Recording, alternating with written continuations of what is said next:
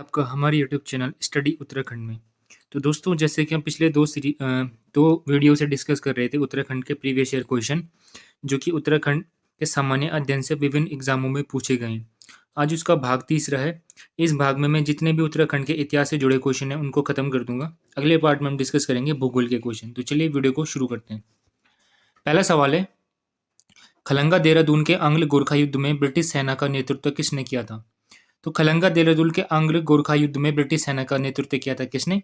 Major general जिलेप्सी ने। ठीक है। अब मेजर जनरल जिलेप्सी एग्जाम के लिए इसलिए भी इंपॉर्टेंट हो जाता है क्योंकि इसकी मृत्यु हो जाती है आंग्ल गोरखा युद्ध में। ठीक है। मेजर जनरल जिलेप्सी और गोरखा सरदार था कौन? बलभद्र सिंह थापा। तो इन दोनों के बीच वॉर होता है कहाँ पे? खलंगा में। ठीक है। जिसमें क्या होता है, मेजर जनरल जिलेप्सी मर जाता है। ठीक है। तो आगे चलते अगले क्वेश्चन पे चलते हैं। अगला क्वेश्चन है, कत्यूरी प्रशासन में तहसील स्तर की प्रशासनिक इकाई को क्या कहा जाता था? तो कत्यूरी प्रशासन में तहसील स्तर की प्रशासनिक इकाई को क्या कहा जाता था? ऑप्शन नंबर ए, कर्मांत कहा जाता था। ठीक है। अगले सवाल पर चलते हैं। अभी सिर्फ सवाल और आंसर डिस्कस करेंगे क्योंकि एग्जाम अब काफी नजदीक है। गोरखा शासन के समय शुभ अवसरों व शादी के समय लिए जाने वाले कर को क्या कहते थे? तो गोरखा इतने क्रूर थे कि क्या थे, शादी के टाइम पे भी ये कर लेते थे। ठीक है। जिसका नाम क्या था? ऑप्शन नंबर बी, टीका भेंट। ठीक है। आगे चलते हैं। अगला सवाल है, सोमचंद के आगमन के समय कुमाऊं में निम्नलिखित में से किस नरेश का आधिपत्य था? तो जिस समय सोमचंद का कुमाऊं में आगमन हुआ था, चंपावत में आगमन हुआ था, उस समय वहां पे अंतिम कत्यूरी शासक शासन कर रहा था जिसका नाम क्या था? Option number A, Brahmadev. ठीक है। और ब्रह्मदेव अपनी पुत्री का विवाह किससे करवा देता है? सोमचंद से करवा देता है। आगे चलते अगले सवाल पे। अगला सवाल है, गढ़वाल कमिश्नरी सर्जित की गई थी। तो वैसे तो गढ़वाल कमिश्नरी हम पढ़ते हैं 1969 में सर्जित की गई थी, परंतु जब एग्जाम में क्वेश्चन बना तो 1969 क्या था? ऑप्शन में नहीं था। ठीक है। तो आयोग ने इसका आंसर 1973 सही माना। तो हमको भी 1973 को कंसिडर करना पड़ेगा आगामी एग्जाम के लिए, क्योंकि क्वेश्चन इस बार 1973 के साथ भी बन सकता है। आगे चलते अगले सवाल पे चलते हैं। अगला सवाल है, परमार साम्राज्य संबंधित है। ठीक है। तो परमार साम्राज्य संबंधित है। उमेश पाल तो हमने कभी सुना नहीं। मौला राम एक चित्रकार था, तो कौन है इसका? ऑप्शन नंबर ए, कौन? अजय पाल। ठीक है। अगले सवाल पर चलते हैं। चैतू तथा माणकू नामक चित्रकार को किस राजा ने अपने दरबार में आश्रय दिया था? ठीक है। अब चैतू तथा माणकू को किसने आश्रय दिया था अपना दरबार में? तो वो थे Raja Sudarshan Shah. Option number C इसका सही आंसर होगा। अगले सवाल पे चलते हैं, इंपॉर्टेंट सवाल पे। पवांटी के निकट भंगाड़ी नामक स्थल पर युद्ध गढ़ नरेश फतेहपति शाह और किसके मध्य हुआ था? मोस्ट इंपॉर्टेंट सवाल है कि भंगाड़ी का युद्ध किस किस के बीच हुआ था? तो पंवार नरेश फतेहपति शाह और सिखों के गुरु गुरु गोविंद सिंह के बीच क्या होता है? भंगाड़ी के निकट युद्ध होता है। ठीक है। तो आपको ध्यान रखना है कि फतेहपति शाह और गुरु गोविंद सिंह के बीच युद्ध कहाँ पे हुआ था? भंगाड़ी में हुआ था। ठीक है। आगे चलते अगले सवाल पे। निम्न में से 1919 में रोलेट एक्ट के खिलाफ किसने आंदोलन किया था? तो हमको बताना है कि 1919 में रोलेट एक्ट के खिलाफ किसने आंदोलन किया था? तो किसने किया था? ऑप्शन नंबर डी, जीवी पंत ने किया था। ठीक है। आगे चलते, कुमाऊं में चंद शासक का जन्मदाता कौन था? तो कुमाऊं में चंद शासक का जन्मदाता कौन था? हम बहुत बार पढ़ते हैं कि कुमाऊं में चंद वंश की स्थापना किसने की थी? राजा सोमचंद ने की थी। ठीक है। ऑप्शन नंबर डी इसका सही आंसर होगा। आगे चलते हैं। आधा राज्य अंग्रेजों के कब्जे में जाने के पश्चात गढ़वाल सुदर्शन शाह ने अपनी राजधानी श्रीनगर से हटाकर कहाँ स्थापित की थी?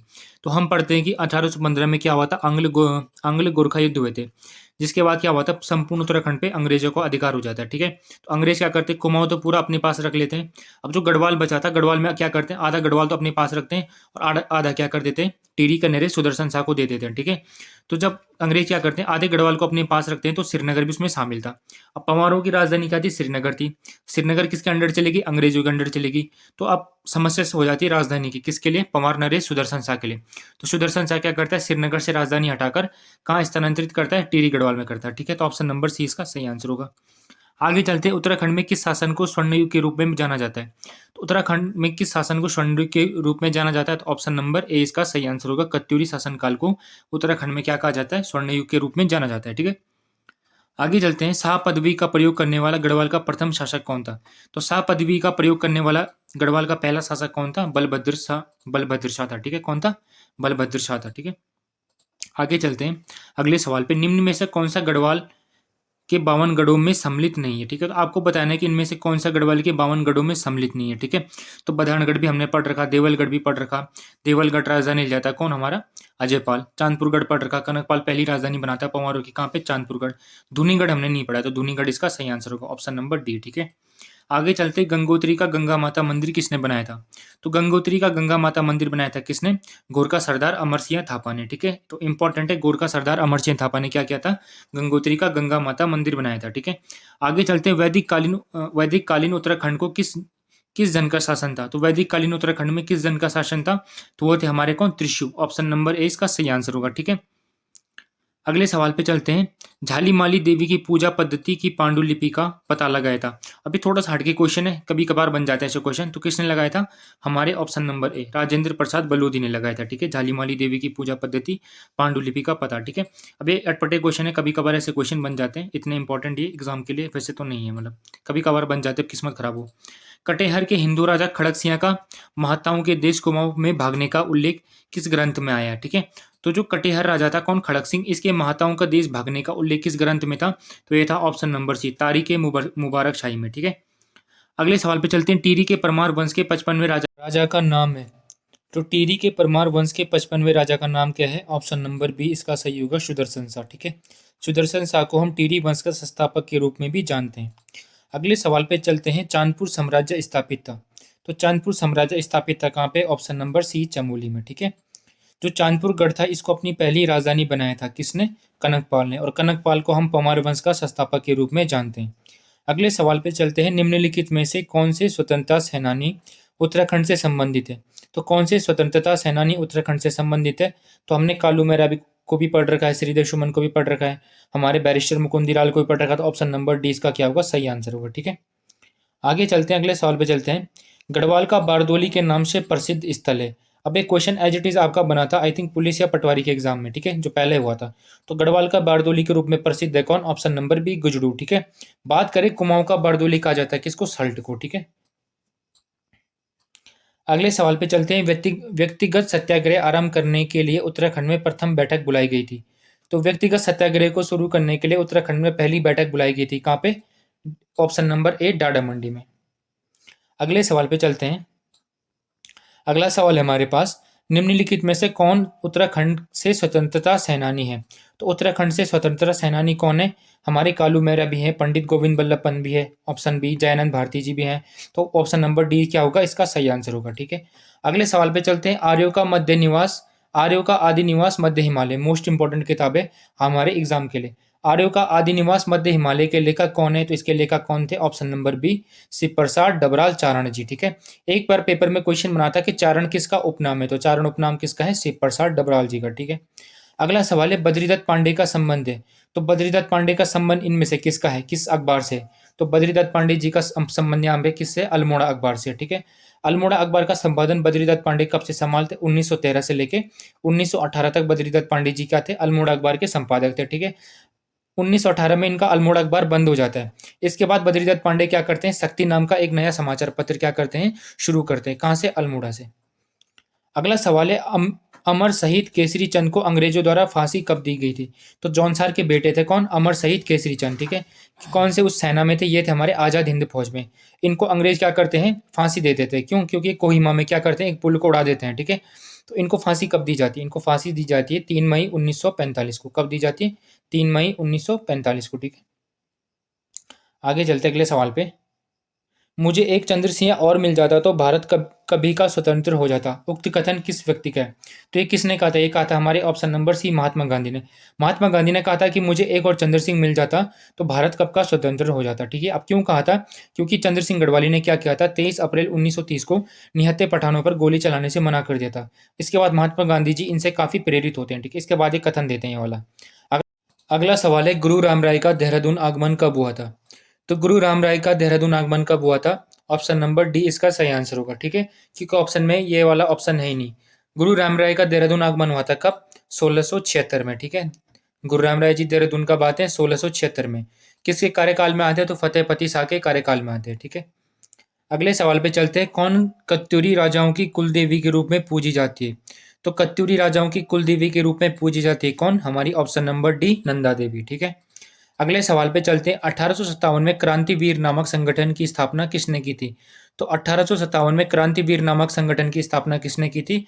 Option number D Kalu Mehra ने। ठीक है, कालू मेहरा अभी तक नहीं भी बनेंगे तो 4-5 बार एग्जाम में अभी तक मैंने देख लिए हैं, और ये क्या है? मोस्ट इंपॉर्टेंट है हमारे आने वाले आगामी एग्जाम के लिए। अगले सवाल पे चलते हैं। उन किन्हें ब्रिटिश सरकार द्वारा सीएसआई के ओहदे से सम्मानित किया गया था? तो सीएसआई के ओहदे से ब्रिटिश सरकार ने किसे सम्मानित किया था? Option number B, Narendra Shah को। अगले सवाल पे चलते हैं। कनकपाल किस वंश का संस्थापक था? तो कनकपाल किस वंश का संस्थापक था? तो कनकपाल हमारे पंवार वंश का संस्थापक था। ठीक है। अगले सवाल पे चलते हैं। चक्राता में सैन्य छावनी की स्थापना किस वर्ष हुई थी? तो चक्राता में सैन्य छावनी की स्थापना कब होती है? 1866 में। ऑप्शन नंबर सी इसका सही आंसर होगा। अगले सवाल पे चलते हैं कि कालांतर में श्रीदेव सुमन द्वारा स्थापित गणदेश सेवा संघ का नाम क्या हो गया था? तो कालांतर में जो श्रीदेव सुमन के द्वारा गणदेश सेवा संघ था, इसका नाम बदलकर क्या हो गया था? हिमालय सेवा संघ हो गया था। ऑप्शन नंबर ए इसका सही आंसर होगा। ठीक है। अगला सवाल है कि चंद्रसिंह गढ़वाली के नेतृत्व में गढ़वाल राइफल की किस इकाई ने निहत्थे अफगानों पर गोली चलाने से मना कर दिया था? तो 23 अप्रैल 1930 को क्या हुआ था? पेशावर गोलीकांड हुआ था। ठीक है। तो किसने किया था? गढ़वाल राइफल ने किया था। निहत्थे अफगानों पर गोली चलाने से मना। अब क्वेश्चन में पूछ दिया था कि गढ़वाल राइफल की कौन सी यूनिट थी? वो थी हमारी 2/18 गढ़वाल राइफल। ठीक है। अगला सवाल है कुली बेगार प्रथा का हल निकालने के लिए खच्चर सेना की स्थापना किस कुमाऊं कमिश्नर के द्वारा की गई थी? तो किसने किया था खच्चर सेना का गठन? वो थे हमारे कौन? William Trail. Option number B इसका सही आंसर होगा। पूछ सकता है कि कब किया था? 1822 में किया था। ठीक है। अगला सवाल है अल्मोड़ा मुद्राएं किस साम्राज्य से संबंधित है? तो अल्मोड़ा मुद्राएं हमारे कुड़िंद राजवंश से संबंधित है। ठीक है। कुड़िंद राजवंश के ऐतिहासिक स्रोत हमको मेनली इनकी मुद्राओं से पता चलता है। इनकी 3 प्रकार की मुद्राएं हमें प्राप्त हुई हैं। पहली अल्मोड़ा प्रकार की मुद्रा, सेकंड हमारी अमोघ भूति प्रकार की मुद्रा और थर्ड थी हमारी छत्रेश्वर प्रकार की मुद्रा। ठीक है। अगले सवाल पे चलते हैं। कालसी का शिलालेख संबंधित है। तो कालसी का शिलालेख संबंधित है किससे? हमारे सम्राट अशोक से। Option number D. अगला सवाल है निम्न में से कौन सा स्वतंत्रता सेनानी जिसका संबंध कुमाऊं से? तो कौन सा स्वतंत्रता सेनानी था जिसका संबंध कुमाऊं से था? Option number A, Kalu Mehra. अगले सवाल पे चलते हैं। गलत कथन का चयन करना है। तो देखते हैं क्या गलत कथन है। गौरीदत्त पांडे को विकास मानव के नाम से भी जाना जाता है। क्या यह बात सत्य है? तो यही कथन क्या सत्य है? गौरीदत्त पांडे को विकास मानव के नाम से नहीं जाना जाता है। विकास पुरुष के नाम से जाना जाता है। किसको? नारायण दत्त तिवारी को। अगला कथन था कर्णावती को नक्कटी रानी के नाम से जाना जाता है। कथन एकदम सत्य था। बद्रीदत्त पांडे को कुमाऊं केसरी के नाम से जाना जाता है। एकदम सत्य बात है। 1791 में गोरखाओं ने गढ़वाल पर आक्रमण किया था। यह भी सत्य था और वो क्या हुए थे? पराजित हुए थे। ठीक है। तो पहला कथन इसमें असत्य था। विकास पुरुष के नाम से जाना जाता है। किसको? नारायण दत्त तिवारी को। अगला सवाल है को पिथौरागढ़ स्थापित करने का श्रेय दिया जाता है। तो पिथौरागढ़ स्थापित करने का श्रेय किसे जाता है? राजा पिथौराशाही। ऑप्शन नंबर सी इसका सही आंसर होगा। अगला सवाल है निम्न में से कौन स्वतंत्रता सेनानी नहीं है? तो आपने बताना है कि इनमें से कौन स्वतंत्रता सेनानी नहीं है। ठीक है। तो गौरा देवी क्या है? स्वतंत्रता सेनानी नहीं है। ये क्या थी? पर्यावरणविद थी। ठीक है। इनका संबंध चिपको आंदोलन से था। अगला सवाल है निम्नलिखित में से कौन सा युग्म सुमेलित नहीं है? तो आपने बताना है कि कौन सा युग्म सुमेलित नहीं है। लैंसडाउन, गढ़वाल राइफल की छावनी, एकदम सत्य बात है। रानीखेत में क्या गोरखा रेजिमेंट का सेंटर है? नहीं। रानीखेत में हमारा कुमाऊं रेजिमेंट का सेंटर है। देहरादून में क्या है? भारतीय सैन्य अकादमी IM में स्थित है। सही बात है। चंबा में क्या है? गब्बर सिंह स्मृति स्मारक है। अगला सवाल है टिहरी को किस शासक ने अपनी राजधानी बनाया था? तो टिहरी को किस शासक ने अपनी राजधानी बनाया था? तो वो बनाया था किसने? सुदर्शन शाह ने। ऑप्शन नंबर सी इसका सही आंसर है। अगले सवाल पे चलते हैं। उत्तराखंड में निम्न में से किसे अंतिम राजा माना जाता है? तो उत्तराखंड में किसे अंतिम राजा माना जाता है? तो वो माना जाता है किसको? प्रद्युमन शाह को। ठीक है। उसने उसने उत्तराखंड में बोला है उत्तराखंड में अंतिम राजा। उसने पंवार वंश का अंतिम राजा नहीं बोला है। अगर वो बोलता कि पंवार वंश का अंतिम राजा कौन था तब हम करते मानवेंद्र शाह को। परंतु उसने बोला कि उत्तराखंड में अंतिम राजा किसे माना जाता है? तो वो माना जाता है किसे? प्रद्युमन शाह को। और प्रद्युमन शाह को क्यों माना जाता है? क्योंकि प्रद्युमन शाह एकमात्र राजा था जिसने क्या किया था? संपूर्ण उत्तराखंड पे राज किया था। ठीक है। गढ़वाल प्लस कुमाऊं। अगला सवाल है उत्तराखंड राज्य में स्थित वहाँ किला जो कि अंग्रेजों के कब्जे के बाद लंदन फोर्ट किला है। तो कौन सा था? वो था हमारा ऑप्शन नंबर सी, सिरमौली का किला या फिर सिरमोही का किला। ये कहाँ है? हमारा पिथौरागढ़ में। अगला सवाल है कालू मेहरा संबंधित है। अब ये क्वेश्चन पता नहीं कितनी बार बन चुका है कि कालू मेहरा संबंधित है। ऑप्शन नंबर बी, 1857 की क्रांति से। अगला सवाल है निम्नलिखित में मध्यकालीन ग्रंथों में कौन उत्तराखंड के इतिहास का स्रोत नहीं है? तो आपने बताना है कि इनमें से कौन सा उत्तराखंड के इतिहास का स्रोत नहीं है। ठीक है। तो वह हमारा बाबरनामा। बाबरनामा में उत्तराखंड का कोई भी उल्लेख हमको नहीं मिलता है। अगला सवाल है टिहरी रियासत के प्रथम नरेश कौन थे? तो टिहरी रियासत के प्रथम नरेश कौन थे? Option number A, Sudarshan Shah. अगला सवाल है भारतीय संघ में विलय के समय टिहरी राज्य का राजा कौन था? तो भारतीय संघ में विलय के समय 1 अगस्त 1949 को टिहरी का राजा था हमारा option number D, Manvendra Shah. अगला सवाल है 1929 में महात्मा गांधी ने किस स्थान पर अनासक्ति योग के अनुवाद का कार्य पूरा किया था? तो कहाँ पे किया था? Kaushani, option number A.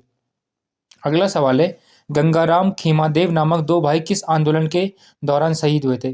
तो गंगाराम खीमादेव नामक दो भाई किस आंदोलन के दौरान शहीद हुए थे? हुए थे हमारे 1942 में जो आंदोलन था, कौन सा? भारत छोड़ो आंदोलन। ठीक है। अगला सवाल है औपनिवेशिक कुमाऊं और गढ़वाल में निम्नलिखित में से किस कमिश्नर ने राजस्व पुलिस प्रणाली का आरंभ किया था? तो राजस्व पुलिस व्यवस्था की शुरुआत कौन करता है? Henry Ramsay, option number C. कब करते हैं? हमारे 1874 में करते हैं। ठीक है, 1874 में। और ये कितने भाग पे लागू है? 61% भाग पे लागू है। ठीक है। तो दोस्तों ये थी हमारी उत्तराखंड प्रीवियस ईयर क्वेश्चन की वीडियो। जितने भी उत्तराखंड इतिहास से प्रीवियस ईयर के सवाल बन सकते थे, मैंने सारे इसमें बनाए। तो होप सो आपको वीडियो पसंद, अगर वीडियो पसंद आती है तो प्लीज़ वीडियो को लाइक कीजिएगा और चैनल को सब्सक्राइब कीजिएगा। अगली वीडियो में मिलेंगे हम भूगोल के सवालों के साथ। तब तक आप अपनी तैयारी को और मजबूत कीजिए। Thank you for watching.